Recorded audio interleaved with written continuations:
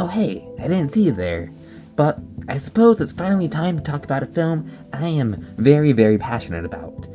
Yes, the thumbnail and the title are both correct. The film I want to talk about today is The Piano Teacher, a 2001 French film directed by Michael Haneke and starring Isabelle Huppert. The film is a very erotic and disturbing drama about a stern and nearly middle-aged piano teacher who struggles expressing her lack of romance and sexual frustration, mainly because of her manipulative and strict elderly mother who is still in charge of her as an adult. The film is absolutely brilliant and tackles themes of feminism and celibacy and is quite nuanced with both shock humor but a very powerful climax and an ending scene that will leave you stunned while you try to process everything. As a man, I can't truly understand how special the film is, but I would like to recommend you a video essay by Anti-Heroines called The Piano Teacher, a femcel classic, which compares and contrasts the femcel themes of The Piano Teacher to the male incel themes of Taxi Driver, and how both genders and films tackle love differently. But with that finally out of the way, it's time to review the film you all actually care about.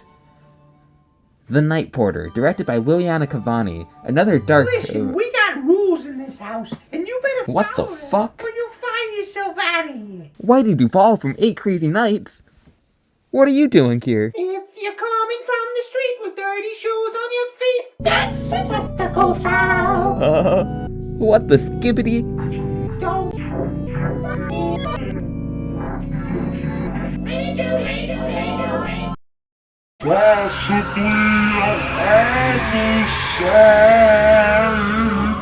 Oh no, it's an evil, fucked up version of Whitey.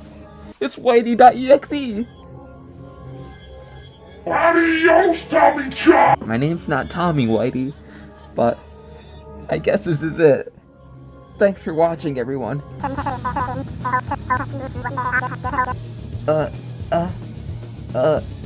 Excuse me, but what the fuck is going on right now?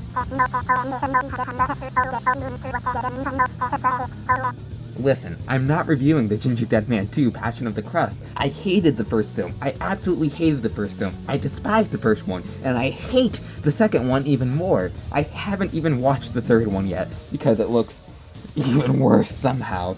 But that's really saying something, okay? Who the hell is this evil overlord? And who would want me to review the Gingerdead Man 2, Passion of the Crust? Wait. I only know one person who would enjoy talking about the Gingerdead Man 2, Passion of the Crust. It can't be. No. No. God damn it, of course it is. Well, Mr. Bombach, we'll have to review it together to make this chaos stop. But listen to me closely. As soon as I get the opportunity to escape, I'm off to go hunting for Charles Band, the director of the Gingerdead Man series and the Evil Bong series, and stop him from making the Gingerdead Man 4, and to stop his assassination attempts against me for good. Alright, you little brats, let's talk about this shit. I've already made my review of the original The Gingerdead Man, so watch that if you haven't. But if you have, then let me explain Gingerdead Man 2, The Passion of the Crust. It's not really important to mention, but this film and Gingerdead Man 3, Saturday Night Cleaver, both removed the from the Gingerdead Man, so now he is just Gingerdead Man, which makes it sound like it's his name, but spoiler alert, no one ever calls him that in this film. Anyways, this film is a direct sequel to the original The Gingerdead Man, which came out in 2005, while this sequel came out 3 years later in 2008. The original film was created by Charles Band, one of the most notorious filmmakers in the world for making some of the worst horror films ever made. And since my last video covering the first one, I've seen a lot of his films, and I can assure you, they're god-awful. Thankfully, this film was not directed by Charles Band, and the same goes to the third installment as well. You see, both later installments of The Gingerdead Man were actually directed by Sylvia St. Croix, which does not sound like a real person, probably because they weren't, but we'll talk about that later. All you need to know right now is that this film is pretty tonally different from the first one, and leans fully into a horror comedy, while the original tried to play itself straight, even if poorly. But now is the part of the video where I go over what happened in the film, and talk about how stupid it is. But this time with my new sidekick Noah Baumbach, the writer of Madagascar 3, Europe's Most Wanted. No one cares, shut up. Alright, here's what happened in Gingerdead Man 2, The Passion of the Crust. I'm gonna try to speedrun this garbage, okay? We first start off with this shittily drawn children's book that recaps all the boring shit in the first shitty film. There's an old guy awkwardly trying to make everything rhyme, and it just doesn't work. But before they gave thanks and took even a bite, a maniac arrived like a bolt in the night. The intro just drags on forever as they show off like every scene that happened in the first film, despite this one not being really related to the original, and there's almost nothing connected between the two. If you had to recap what happened though, all you would need to say is that a serial killer gets executed, and his ashes are put into gingerbread mix, and when it's baked he becomes the killer, the Gingerdead Man, and took revenge on a surviving victim, but ends up defeated twice, but still somehow transferred his soul to even more gingerbread cookies. Now after that recap, we get a lame title drop, and then we have to deal with one of the worst opening credits I've ever seen. The worst part is definitely the song that plays, which is a parody of Bad Reputation by Joan Jett and the Blackhearts, with this version being called Run Run Run, which is a reference to the fairy tale about the gingerbread man when he says run run run as fast as you can, and get it? Cause the joke is that the movie is called the Gingerdead Man and he's the killer gingerbread man and you have to run run run like the story away from him. Get it? It's so clever and funny. He's a cookie man, he's a fucking Gingerdead Man, little bitch. Regardless, this song is a horrible cover and feels like a chalkboard screeching against my ears, and it goes on for what feels like a solid 5 minutes. And it was then when I realized how this film will drag on and on just like the first one did, because you can't make a feature-length film about an evil gingerbread man work. The first film was an hour and 10 minutes, and that was really dragged out. This one is an hour and 12 minutes, which is slightly longer, but feels like an eternity of a difference.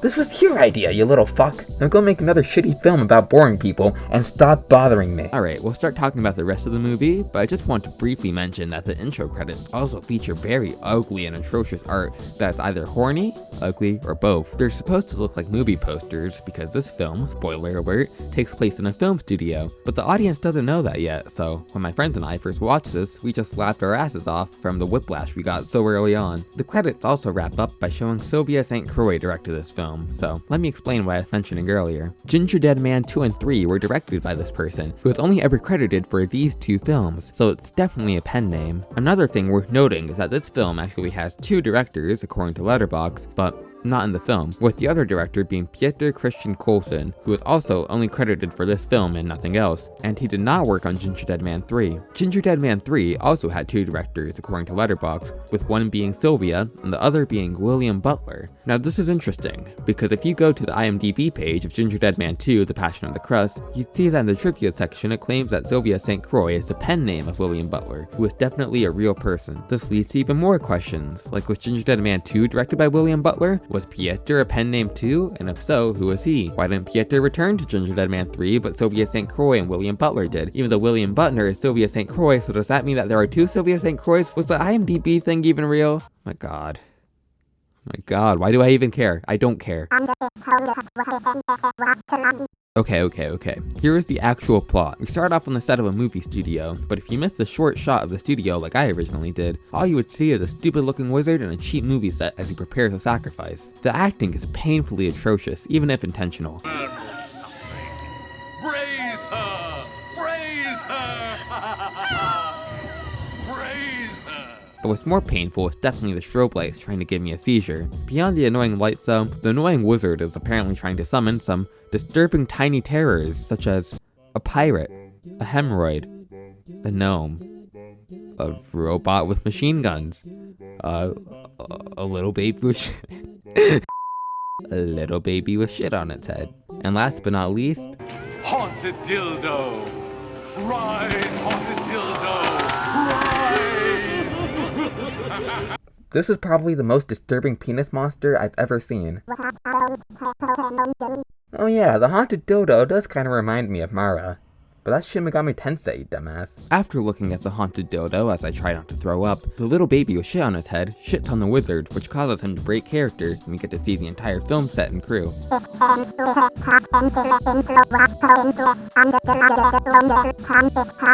Yeah, there's honestly no reason to start something off with boring filler and random weird annoying characters when you could just get straight into the juicy stuff immediately.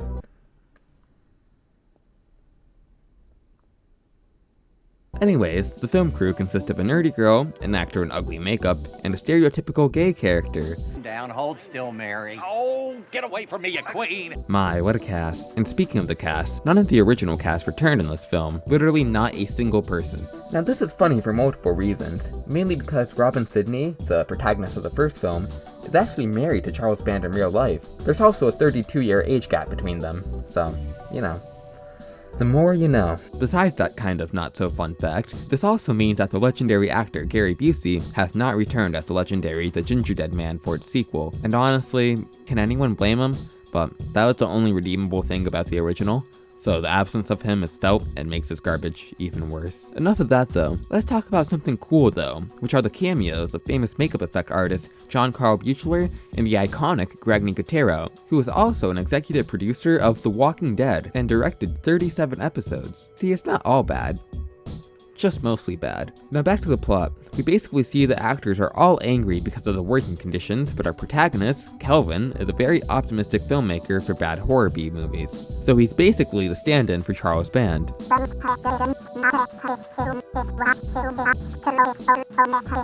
Well, his stench is still tainted on this, and Charles Band is the head honcho at Full Moon Features and the creator of the Gingerdead Man series, so yes, Kelvin is a stand-in for Charles Band. Regardless, Kelvin, and yes, not Kevin, Kelvin, like the weather, is honestly a scarier monster than the Gingerdead Man because of his enthusiastic personality and psychopathic delivery of the actor's lines. Cheatham International is far from dead, fellas. This is just a little detour. This picture is gonna mark the return of my father's studio as a major force in the entertainment industry.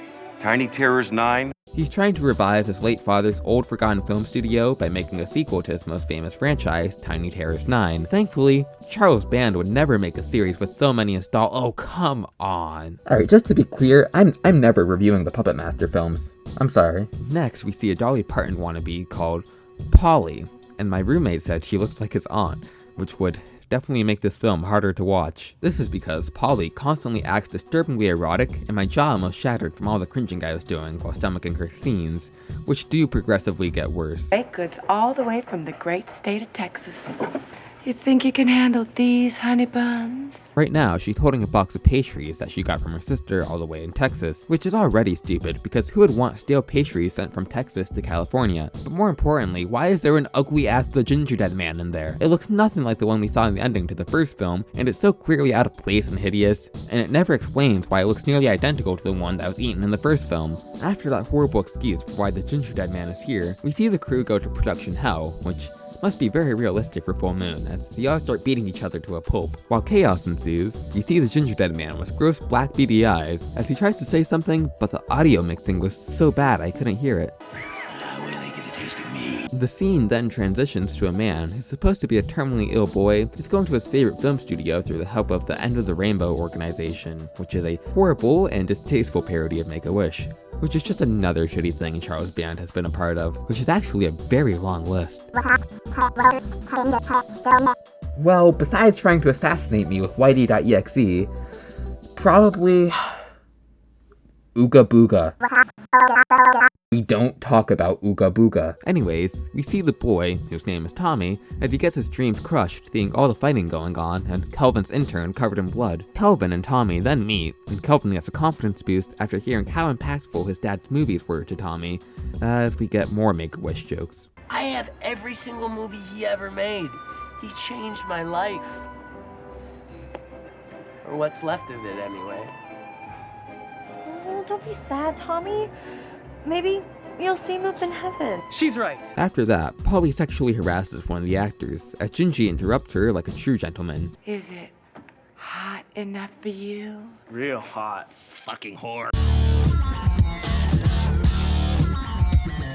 Even if she doesn't hear him loudly yelling. We then get more boring and pointless dialogue about how the studio is losing money and has too many projects in the works, but there's literally just no reason to care for these unlikable characters. We do hear something kind of funny about how the script for Tiny Terrors 9 already got leaked and how the internet hates it already. For those who don't know, Full Moon is most famous for the Puppet Master franchise, so this is their version of it, because it means you can't have any flaws or criticisms of your series as long as you make fun of it yourself.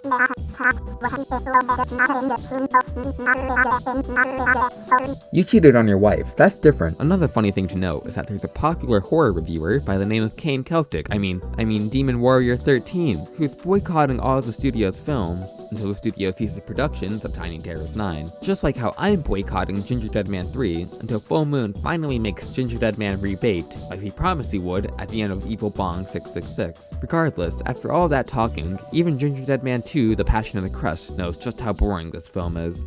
I guess it's time to get back to the bloodshed. We then see Polly, and then disturbing Vor. Get out, make That's Vor, my comfort character. We also see the stereotypical gay guy again, and I guess my comfort character is not too fond of gay people. But don't you just love raw cookie dough? Cream puff. Oh, boy, are you gonna get it. But on another note, everyone in this film is just so disgustingly horny and perverted when I'm just trying to watch this shitty little cookie monster kill people. But, spoiler alert, he barely does. I'm sorry, James.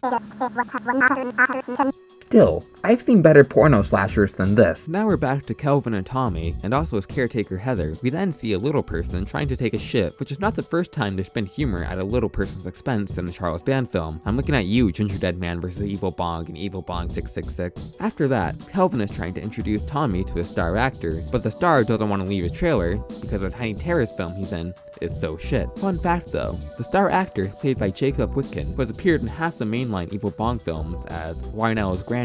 And while it's depressing that I know that, he did have some alright scenes in those films, and he unfortunately passed away in 2016, so rest in peace, dude. Anyways, the star, whose name is Sir Ian, is pissed at all of them and roasts them alive like he deserved. The Tiny Terrors are all the spawn of Satan. Not bloody likely, mate. And then, it cuts to a low POV shot of Gingerdead Man scampering around like a rat as he tries to transfer his soul into a new body, while we also deal with more shitty out of place music, just like the first one. Alright, the prop room, you fucking prick. Spellbooks, how wonderfully contrived. Fun fact, most of the music in this film actually comes from a different film called Casper Meets Wendy, which I don't know much about other than the fact that it has a 17% on Rotten Tomatoes. That's not true, I just told you where the music came from. Whatever, sure, Mr. Bomback, sure. Now back to the film, we see a woman getting spanked by paddles by astronauts in a space station, which was painful to watch, but at least it's censored. For you guys. We then meet another cartoony character, who is another director, and apparently he's an actual director in real life, but I mainly know him from Evil Bong 420 and Evil Bong High 5. Again, sad that I already knew that. After that cameo, the Gingerdead Man roasts the Invisible Man, Frankenstein, and Chucky, which are all objectively worse horror films because they don't have a cool ass Cookie Man. The Cookie Man is actually trying to become a human, like Detroit. Detroit Become Human, which was a game. Again, there's more boring talking that I don't care about, but I think Kelvin got more money for his studio if he makes a porno. Now, the Gingerdead Man finally kills a guy, and that actually has good gore effects, even if the weapon of choice is a baby chainsaw or something. Now, why is there a weird-ass robot animatronic? It's weird. Why does that exist? I can't remember. Now, again and again, there's more boring talking, and Heather flirts with Kelvin, which is bad because her actress was underage at the time. Now we see the Gingerdead Man is covered in blood and sees the bad gay stereotype. I legally can't answer that question, but maybe he's just an edgelord? Oh, and here comes the worst part of this fucking film, which doesn't get any payoff until like 15 minutes later. Alright, this movie has atrocious editing. I feel like every single scene was randomly placed on the timeline, there's no cohesion whatsoever, and there's so many unnecessary shots, it's disorientating, alright? It makes me feel drunk, and honestly, I wish I was drunk when I was watching this. We then get to see the two most insufferable characters meet, where Tommy gasses Polly up for no good apparent reason, as she harasses the same actor again, and then Tommy takes pictures of her boobs, because of course. After that, bootleg Andy Dick wannabe is getting stalked by Gingy again. Gingy spills a bottle to make generic gay guy bend down, and then grabs the hair straightener iron, and oh god, that scene is coming up. But back at the ranch, we see more boring talking and weird tension between Kelvin and the miner, as he talk about the set and how the puppets Tommy wanted to see aren't there. Kelvin then has a stupid ass monologue about how cool his B-movies are, because you can't find something like them anywhere else. Bitch, that's what a B-movie is, dumbass. There's like millions of them. I guess we both make wishes come true. Except for Demon Warrior 13. I mean, I just don't see what the big deal is with me making the kind of movies that I want to see.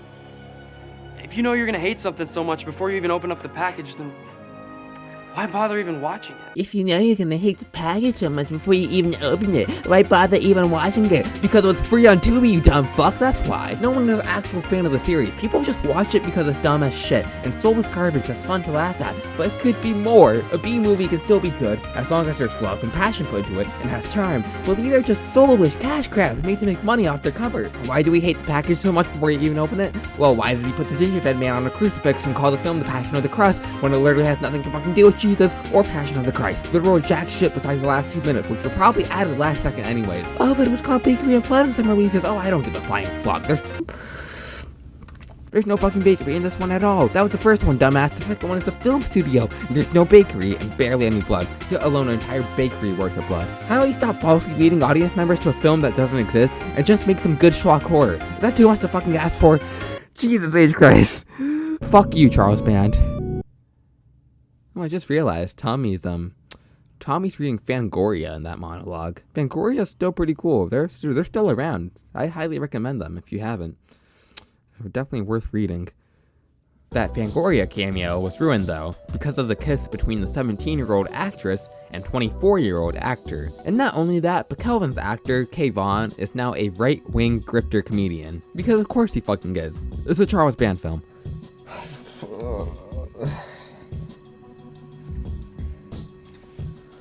I fucking hate everything about this film.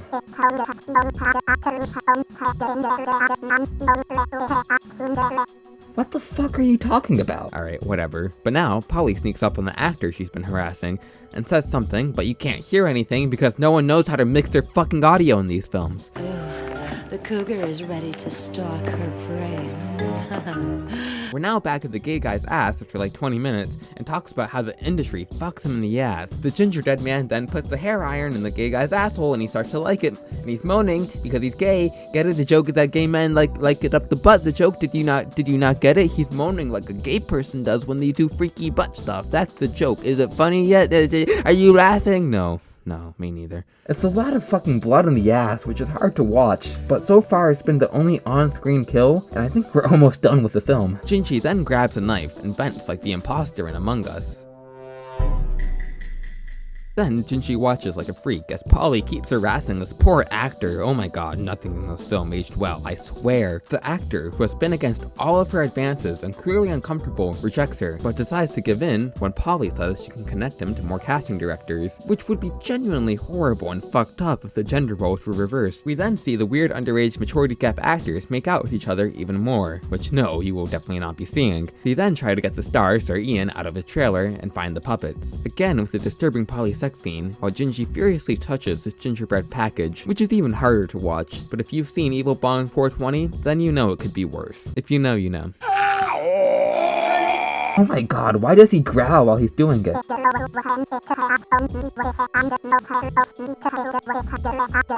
You have one personality trait. Thankfully, Gingy finally ends my suffering by stabbing that evil Polly multiple times, which also reveals her spine instantly for some reason. The knife also goes for the actor at the same time, which is kinda sick, but nothing groundbreaking for a slasher. Gingy's next target is one of the makeup guys, but until then, we see Kelvin again, trying to convince his star, Sir Ian, to leave, but it doesn't work when Kevin mentions his dad again. Gingy then finds some puppets and gets suddenly attracted to the hemorrhoid puppet and wants to fuck it, because of course he does, and then he starts humping the puppet, because of course he does, until he chops the head off once he realizes she won't give head back. This chops the puppeteer's hand off, and we finally see Kelvin and the gang interact with Gingy nearly at the end of the film. Kelvin tells the whole studio to leave, but no one believes him for some reason. But while he's trying to convince them, the gang realizes they forgot annoying pointless character Tommy. As everyone suddenly leaves in a panic now, Kelvin and Heather try to find Tommy. Kelvin makes fun of the Gingy puppet, which is so funny because he has ugly puppets too, and this film has ugly puppets because Full Moon Features only has ugly puppets, so fuck off, asshole. Now the two hear Gingy laughing and try to find him, but can't. But they do hear Tommy calling to them, even though Kelvin and his actor act like a total asshole. He's in a spacesuit, Ted. Come on, hurry. Wait! What? I mean, How much time does he really have left, anyway? They then find themselves in the space station set, which actually looks pretty sick now, although it's the only decent set in the entire film, so it's not saying much. And now, oh no, a jump scare of a random stab guy who has an alright prosthetic gouged out eye. The random stab guy screams something, but I can't understand a fucking word he says besides That cookie's a killing machine! a killing machine.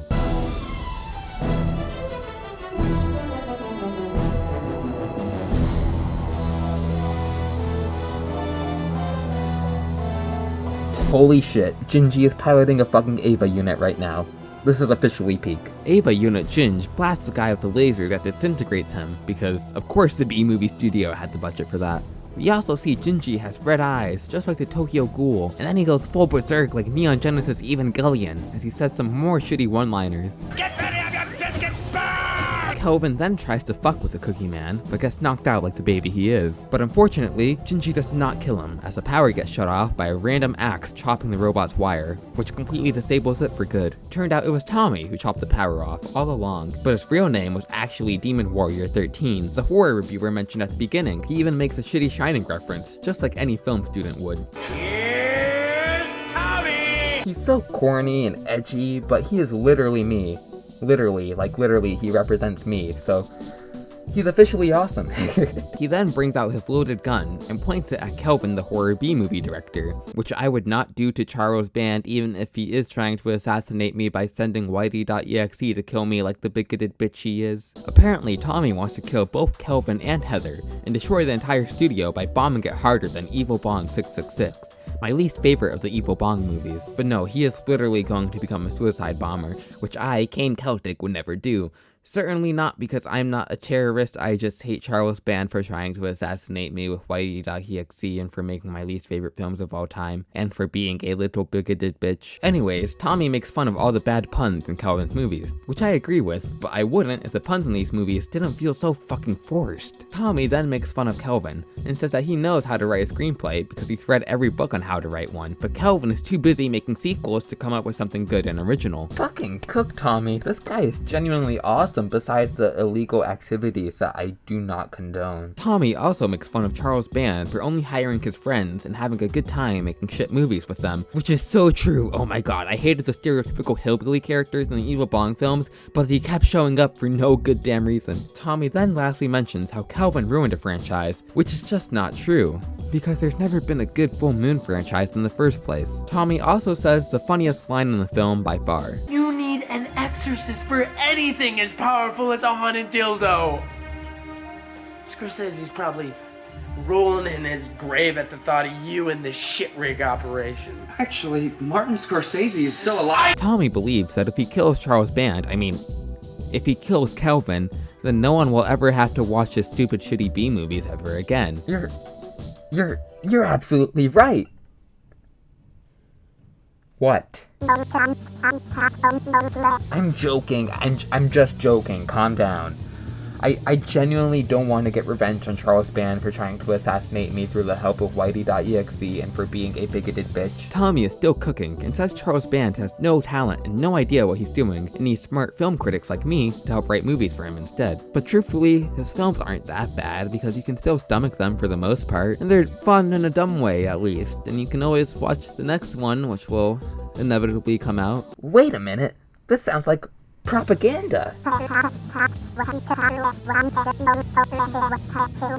right, Mr. Bombeck. He wanted me to tell you people that his movies aren't actually that bad, and he did not try to assassinate me through the help of Whitey.exe, when the matter of fact is that his movies are garbage, and he did try to assassinate me through the help of Whitey.exe. He wanted to use reverse psychology on me. He wanted me to think that the movies aren't that bad. Oh, but I know Charles Band.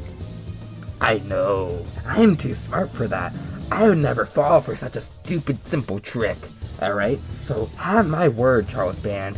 When I find you, in the dark pits of the underworld, when I find you, I will inform you on how to make better movies. Next, Charles Band gives me, Tommy, a position to join the industry and write better scripts for him, which I would greatly appreciate because I write boring film reviews and do stupid edits in my free time. It turns out it was a fucking lie though and a distraction, so Heather could knock Tommy out, but it doesn't work, although Kelvin is able to disarm the bomb, but Tommy still tries to shoot him. And then there's a weird dip to color transition for no good reason. The intro scene is then recreated, but with Tommy as the wizard and Kelvin and Heather being sacrificed instead. Demon Warrior 13 says we're finally ending their shitty love story next to their shitty puppets from their shitty movies and the headache we got from them. The two try to convince him to spare them, but it doesn't work, and he instead reads from their evil spellbook to do a demonic ritual. During the process, Tommy gets killed by the Gingerdead Man, so he never has to watch a bad movie ever again, with Tommy's last words being a Citizen Kane reference, like every film student would.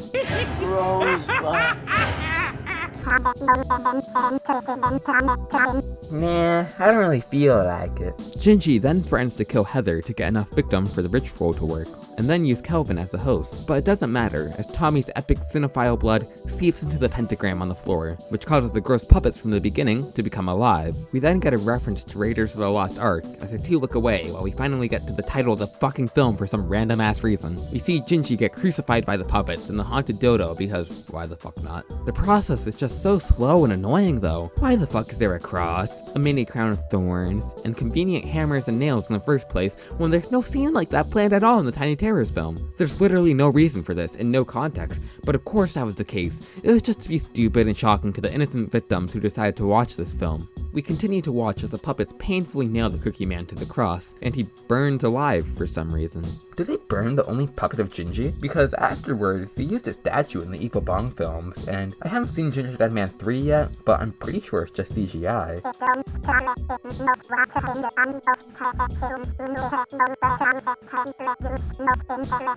Your movies aren't interesting. They're just average white people being sad. Regardless, the star actor Sir Ian finally comes out of his trailer to massacre the puppets with his Tommy gun that he had for some reason. Weren't the puppets good guys anyways?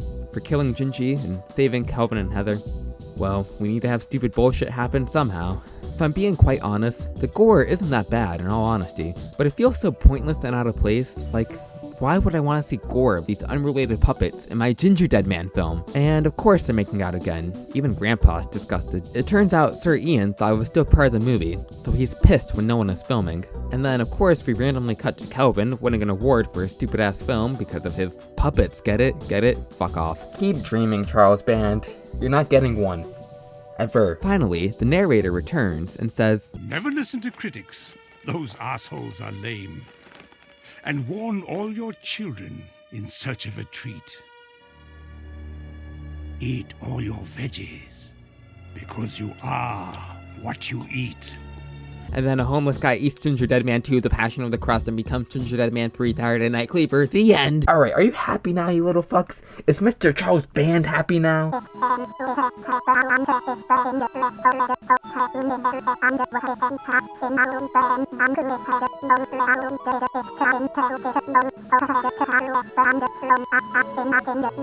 Oh, don't make me blush. But yeah, we really showed him who's boss, didn't we? High five. My bad. But now that we've beaten Charles Band, do you want to grab something to eat? I've been kind of craving Olive Garden right now. Oh no, what is it?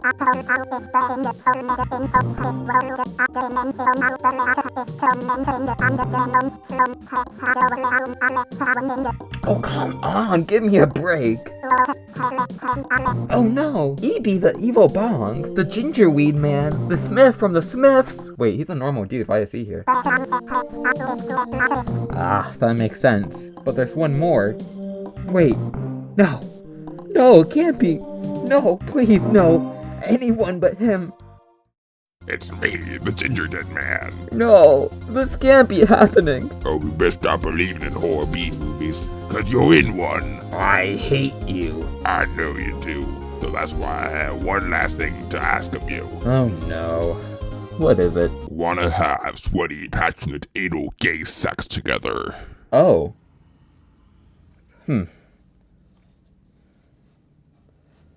Sure, why not? Doggy with no leash, I am free and I'm yummy. Moving bodies sucking me, they need a bit of honey. I see them drool, they could fill a whole pool. Baby slide me in and out, yeah I'm ready for the new. Yeah I'm ready for the truth, and I always make it purr. Never fuck with the rubber, so you can call me your mother. Let me teach you how to please me, how to do me, how to squeeze it. I'm so easy, you can tease me. All I need is that you see me. Do my nails, cut my hair, I'm a wasting